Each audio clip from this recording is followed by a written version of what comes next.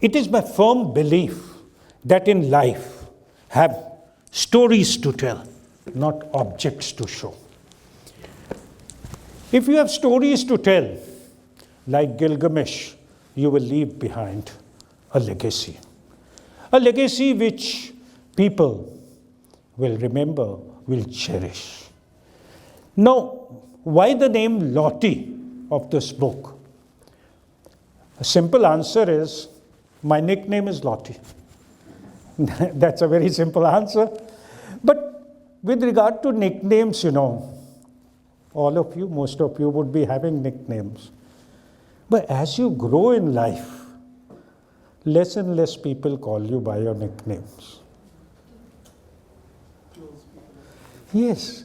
And nickname, it may have a meaning, it may not have a meaning. Your name may have a lot of meaning. It's the purest form of love.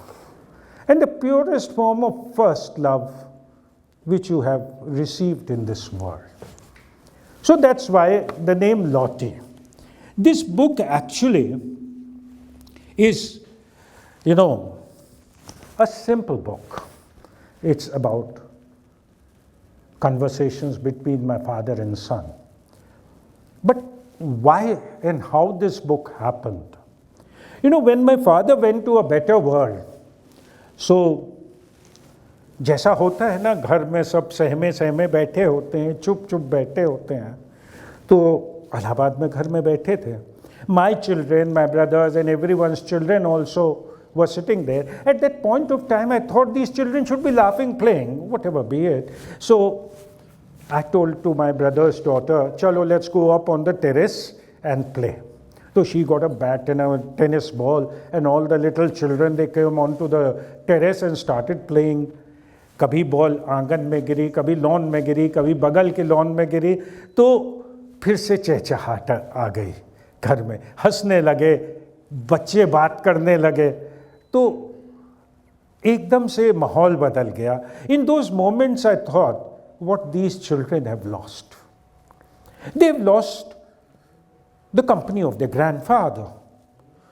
So in ordinary conversations, how he shaped me to be a man is what I have tried to write in these 100-odd pages. It begins with me as a child and it ends with me as a father in these 100 pages. And it is both in Hindi and English. Hindi ke translation I originally wrote in English, and then I tried to get it translated, but I had not a very great experience. So then I translated it myself. I had to go through it 2-3 times. Nisha ma'am is very good at Hindi. She would love to read Hindi and give a feedback on that. And so that's why I wrote it both in Hindi and English. It can go to a larger audience that way. So friends, what I'll do is that I'll read a bit about from this book for you. As I said, in life, I have stories to tell, not objects to show. The book is basically set in Shimla and Himachal Pradesh. And specifically in Summerhill, where I used to stay as a child. And the first chapter itself is titled Summerhill. And it is in winters. So I'll read the first, that which will give you a setting of where the book started.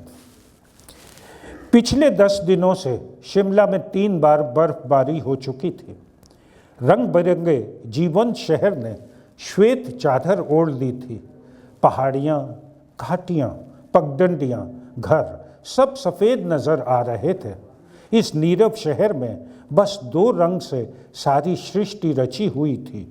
ऊपर अनंत नीला आसमान और नीचे बर्फ से ढकी सफ़ेद धरती. पूरा शहर शांति और अकेलेपन की मूर्ति था, लेकिन घरों के अंदर जीवन चक्र जारी था. अगर हमारे पास ऐसी दृष्टि होती कि हम लोगों के घरों के अंदर देख सकते, तो पाते कि हर घर में एक आरामदायक गर्माहट व्याप्त थी. यह गर्माहट सिर्फ घरों में जलते फायरप्लेस या उससे रहने वाले द्वारा पी जा रही चाय या फिर खुश्क बिस्तरों की नहीं थी। यह ऊष्मा पहाड़ों पर रहने वाले लोगों के सरल हृदय और स्नेह की भी थी। कहते हैं ना, अंतर्मन की तपिश और आनंद शीत ऋतु को बसंत में परिवर्तित कर देता है। सफ़ेद और शांत सुबह, तरोताज़ा ठंड और अचानक एक लंगूर एक पेड़ से दूसरे पेड़ पर छलांग लगाता हुआ और हलचल मचाता हुआ निकल जाता। उसकी लंबी पूंछ झूमते लहराते उसके पीछे चलती। लंगूर की हरकत से पेड़ की टहनियाँ हिलती और थप थप कर बर्फ पेड़ों से नीचे पगडंडी पर गिरती। लंगूर के जाने के बाद शांत वातावरण सुबह को पुनः अपने आगोश में ले लेता। प्रातःकालीन सूर्य की किरणें सर्वप्रथम दूर स्थित पर्वत श्रृंखला को लाल और नारंगी रंग से भर देती। जैसे जैसे सूरज और ऊपर उठता तो चौंधियाने वाली स्वर्णिम किरणें पूरे ब्रह्मांड में व्याप्त हो जाती। यह किरणें ऊनी कपड़ों से लदे लोगों को घर से बाहर खींच लाती। शिमला वासी इस प्रकृति के नज़ारे का पूरा सुख लेते और धूप और ठंड दोनों का ही एक साथ एहसास करते। पहाड़ों में मौसम का अपना ही मिजाज होता है, हर पल बदलता है। अभी तो धूप थी, लेकिन अचानक ही शीत हवा जोर पकड़ती, जिसे लोग अपने गालों पे और फटे होठों पे महसूस करते। खिलवाड़ करते हुए हवा और तेज होती और धरती पे पड़े बर्फ के हल्के टुकड़ों को आहिस्ता से उठाती, खेलती और फिर उन्हें उसी धरती पर धीरे से रख देती। देखते देखते सूरज की किरणें लुप्त हो जाती, सफ़ेदी कम होने लगती और सब कुछ सलेटी और बुझा बुझा लगने लगता। जैसे जैसे बर्फीला तूफान बढ़ता, लोग अपने घरों के अंदर चले जाते और सारे साथ वातावरण में बर्फ का धीमा और मधुर नृत्य शुरू हो जाता। समर हिल पर स्थित विश्वविद्यालय शीतकालीन अवकाश के कारण बंद हो चुका था। उसका प्रांगण बिना विद्यार्थियों के निस्तेज दिख रहा था। विद्यार्थी अन्य शहरों में या फिर अपने अपने घर चले गए थे और पीछे छोड़ गए थे शांत सड़कें, खाली बेंच और उनको निहारते हुए अकेले दीप स्तंभ। शीत ऋतु में विश्वविद्यालय परिसर में रहने वाले बहुत से परिवार भी मैदानी क्षेत्र के गर्म मौसम की ओर प्रस्थान कर चुके थे। लॉटी के पिताजी हिमाचल प्रदेश विश्वविद्यालय में प्रोफेसर थे और मेनर्स एनेक्स में रहते थे। मेनर्स एनेक्स अंग्रेजों के समय का छोटा सा कॉटेज था और विश्वविद्यालय परिसर के उत्तर छोर पर स्थित था। उसके आगे रोडोडेंड्रॉन और देवदार के जंगल दूर दूर फैले हुए थे। मेनर्स एनेक्स का लकड़ी के फर्श वाला बरामदा इसी जंगल को देखता था और यहाँ बैठकर लॉटी और प्रोफेसर साहब अक्सर चाय पिया करते और बातें किया करते थे। जंगल के भी अनेक रूप होते हैं। सुबह के समय जंगल धूप में खिल उठता है। दोपहर तक इसके पेड़ों की पत्तियां हवा के झोंकों में झूमती हैं। शाम होते होते जंगल संजीदा हो जाता है और रात को भयावह। So this is the beginning of the book which is set in Summerhill, and the first, it has a lot of me in it, in this book. It has a lot of me in the sense that many of the incidents in this book are my life incidents. And Summerhill railway station has been part of my life in one sense that I have boarded the train many times from here. So I found for you a reel on the internet which will give you a feeling of what it is. Is it chala'i? Chala'i.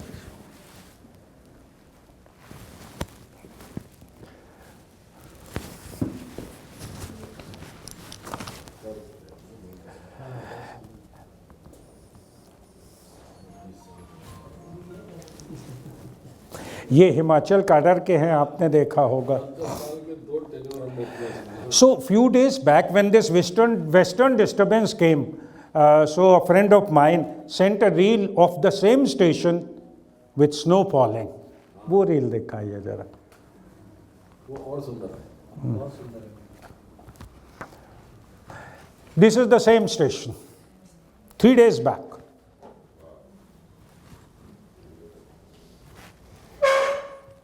जब train चला देते हैं किनारे पर. So, the snow had actually fallen, and after that, it was quiet. Once snow falls and it's quiet, the quietness is sacred at that time, after the snow has fallen. It is something so calming that you have to experience it.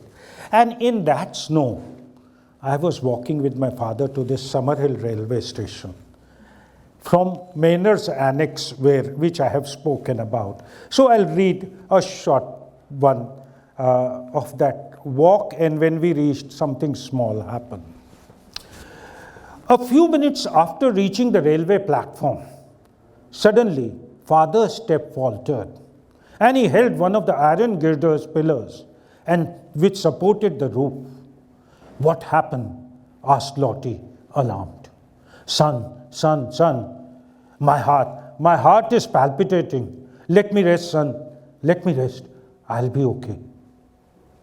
The father replied in a low and halting voice. Father's face had become red. His neck had gone stiff, and beads of perspiration had appeared on his forehead. With unfocused eyes, he loosened his belt and leaned against the pillar. Time froze as father and son looked at each other for several minutes. The father, sliding down, sat on a nearby bench. Several minutes passed before Professor Sahab's face relaxed. He looked at his son, gave a weak smile, rubbed his chest, wiped his face with his handkerchief. Perhaps the dark cloud had moved on. Another 10 minutes or so, Lottie's father was feeling more stable. Putting his hand on Lottie's shoulder, he said, Son, have you heard that song which goes, I am but a poet for a moment, and my poetry too is just as ephemeral. Lottie, मैं पल दो पल का शायर हूँ. But Lottie, with his big brown eyes and fear written on his face, just continued to look at him. Father spoke again. Son, it means that life is transitory. Then realizing that his son had a puzzled expression on his face, the father kept quiet. Some more time passed, and the father felt almost normal. He said, Come, son, let's go to Shamlal's tea stall and have some hot tea before the train comes. No one knew Shamlal's age. He was older than the railway station itself. His body, lean with years of hard work, looked young from distance, but when you saw him from close quarters, his face had as many lines as years on him. In Summerhill, everyone knew him, and he knew everyone. Shamlal's world revolved around his tea shop. While talking to customers, Shamlal would aggressively fan the brazier on which he would prepare tea. The coals would turn bright red and glow as he fanned, and the moment he stopped, they would cover themselves with light grey ash. Professor Sahib, what do you keep talking to your son all the time? I hardly find anything to talk about with my grandchildren, asked Shamlal as he offered tea to Professor Sahib. The father took a sip of hot tea, smacked his lips, and his face moved from east to west. It rested for a while on the beautiful Jatog hill, and then turned to Shamlal and said, You know, Shamlalji, life is transitory. I talked to him with the hope that if a few thoughts remain with him, his journey will become easier. With Shamlal, one never knew. He smiled when happy, He smiled when sad.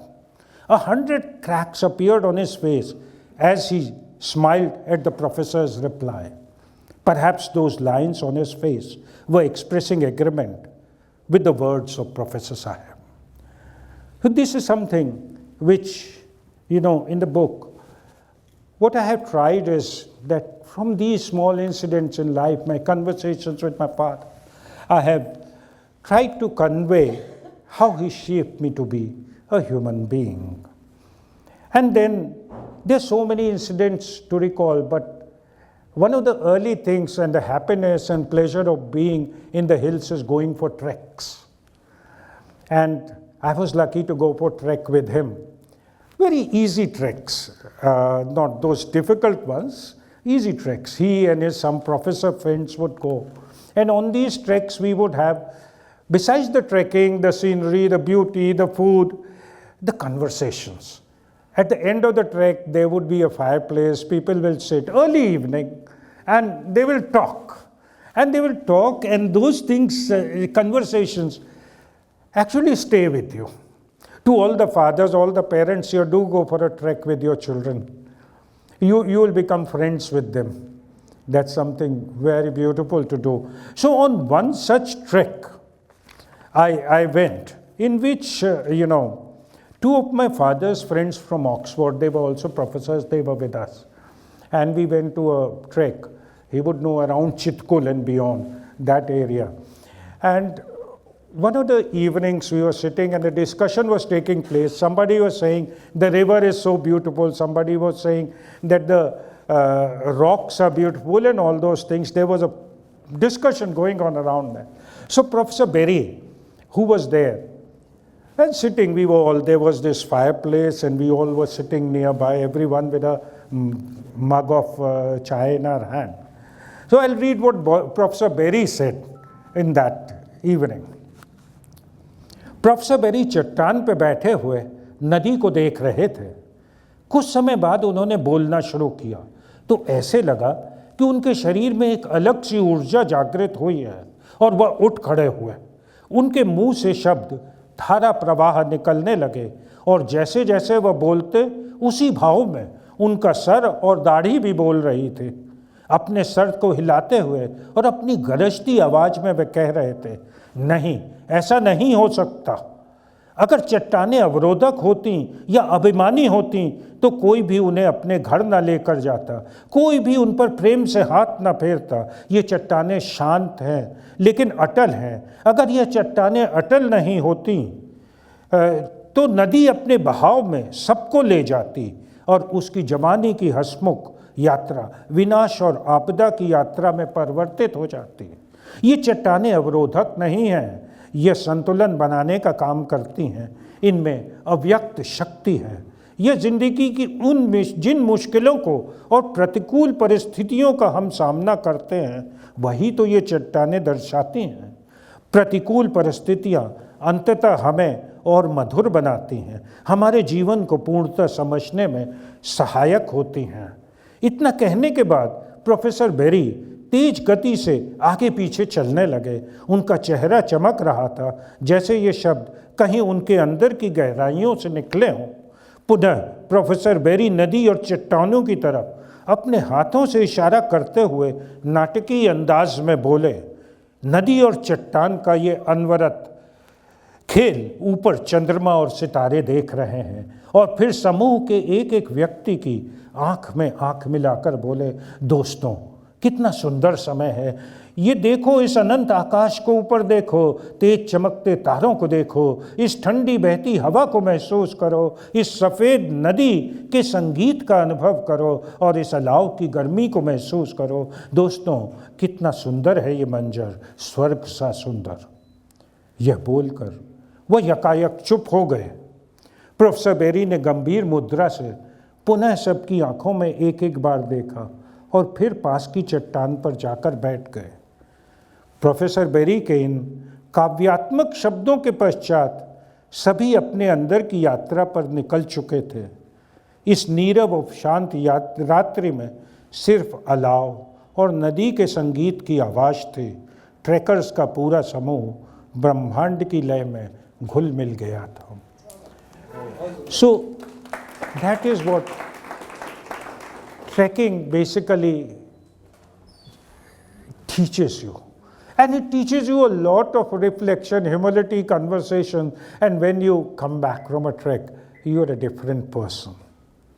And life's lesson don't lie in big things.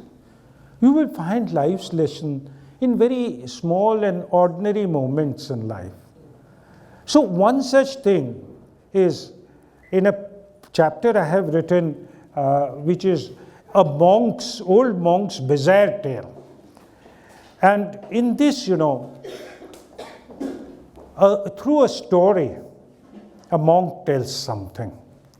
I will just read shortly the atmospherics of it. The dark night brought along with it strong cold winds. The voice of the wind resembled that of a woman crying loudly. These winds came in rising crescendo, chasing unknown destinations from one hilltop to another. Small pebbles blew in the wind and hit the wall of the room in which they were to spend the night. A monk, accompanied by a little boy monk, brought them blankets and Spartan food, roasted barley, which locals called sampa, with churpi, which is a hardened yak cheese, accompanied by butter tea. Lotty and Aparna ate in quiet companionship by the light of a single lamp, its wick dipped in animal fat.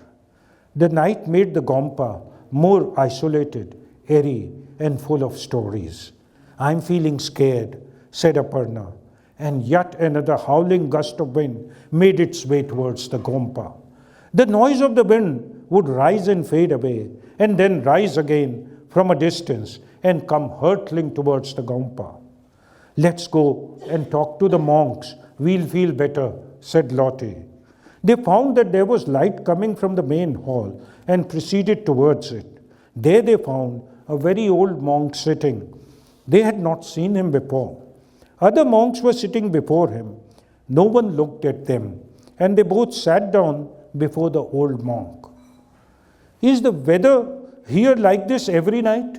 Aparna asked, to no one in particular. "No, it's particularly windy today, but sometimes it's quiet, very quiet," said the old monk in a very low voice, and then added, "Sometimes it is so quiet that you can hear your heartbeat." There was an otherworldly feel to his presence.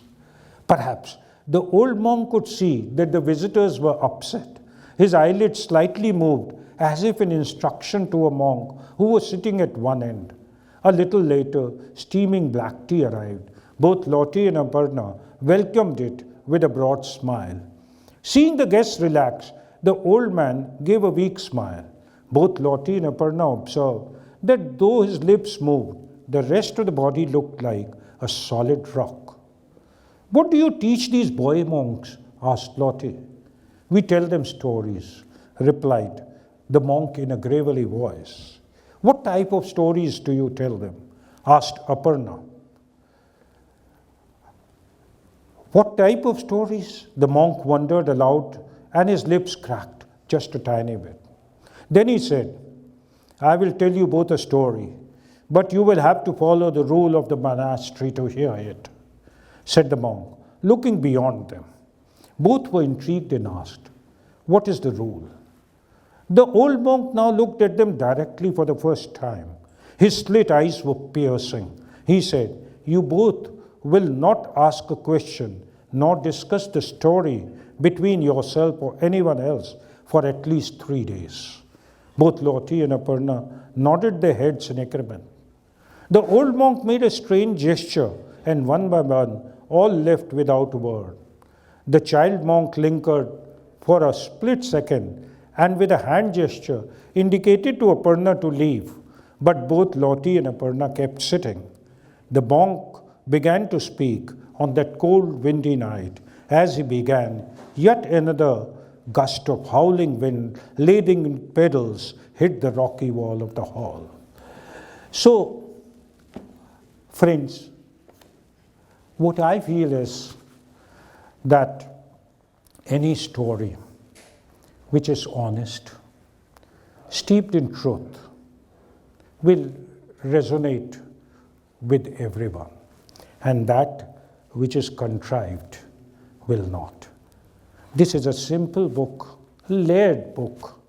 It's for all parents, it's for all children. I'm sure each one of you will find a part of you in it. So thank you very much. Happy reading.